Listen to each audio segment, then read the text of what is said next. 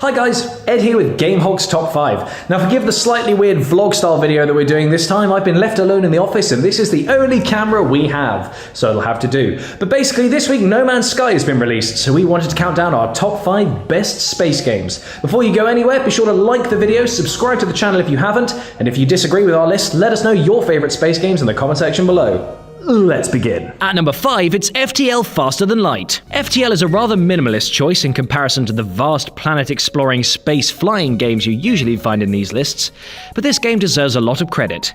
FTL is a top-down roguelike spaceship simulator created by Subset Games. In the game, the player controls the crew of a spacecraft that's holding critical information and must be delivered to an allied fleet 8 sectors away, all whilst being pursued by a huge rebel army. As you progress through the game, you encounter procedurally generated events, and also have to recruit new crew, upgrade your ship, and face off against hostile forces. The game has a great level of resource management and requires strategy to get to the end of the game.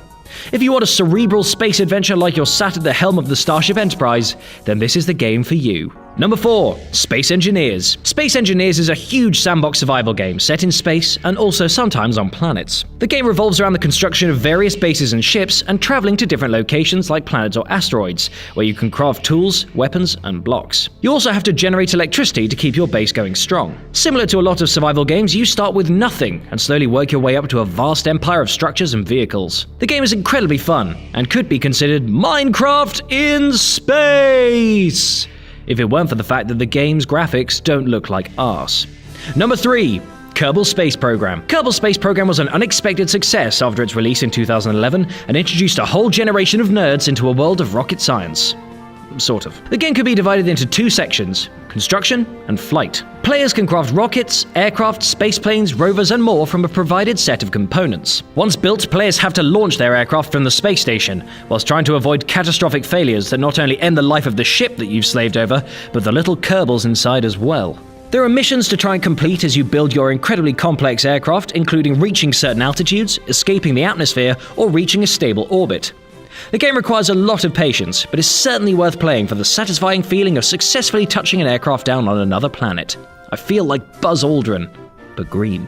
Number 2, Elite Dangerous. Despite the original Elite from 1984 being groundbreaking and awe-inspiring, it's the new polished contemporary version of the game that deserves its spot at number 2. Elite Dangerous retains the basic premise of its previous titles. You start with a spaceship and a small amount of cash, and you have to make your way through a huge, intimidating 1-to-1 scale open galaxy. With over 400 billion star systems complete with planets and moons that rotate and orbit in real time, the game feels as big as it sounds. Encountering other players in the middle of space is both heart-stopping and also welcoming, especially after 2 hours of not seeing anyone whilst flying through the cold vacuum of space.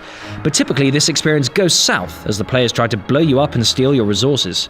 The game was going to be at number 1, however a new game was recently released that's topped probably almost everyone's list. Before we reveal that though, here are some honourable mentions.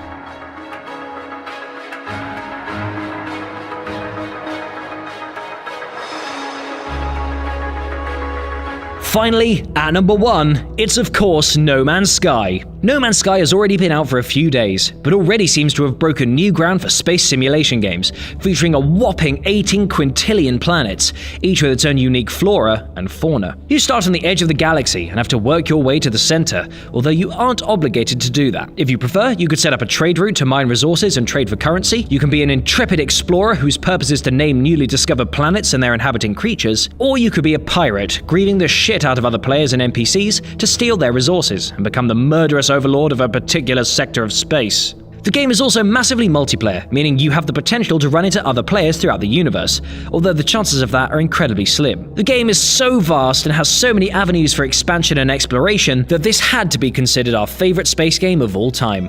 Well done, No Man's Sky. Thanks very much for watching this one, guys. If you enjoyed it, be sure to check out last week's Top 10, which was Top 10 Sonic Games, done by Harry, because I wasn't here, and I don't like Sonic games, he did it to spite me.